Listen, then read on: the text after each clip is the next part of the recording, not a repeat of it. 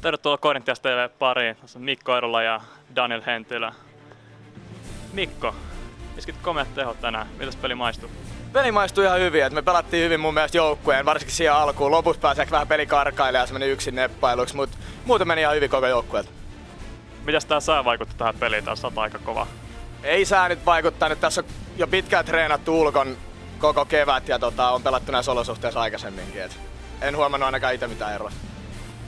No niin, Daniel, iskit komeen maali tuohon loppuun. Onko jotain kommenttia siitä? Joo, siitä päästettiin riistää pallo hyvin ja sitten oltiinkin yksi läpi ja harhautettiin veskari siitä ja laitettiin helppo maali siitä. Eikä siinä mitään muuta. Mitä mieltä sait muuten sun pelistä peliaikana? No ihan hyvä, tietenkin olisi vähän enemmän voinut tehdä töitä siellä, ja tehoja tietenkin, mutta ihan muuten hyvä peli oli mielestä. Jos se jonkun haluaisi nostaa ylös tuosta pelistä, niin kuka se olisi?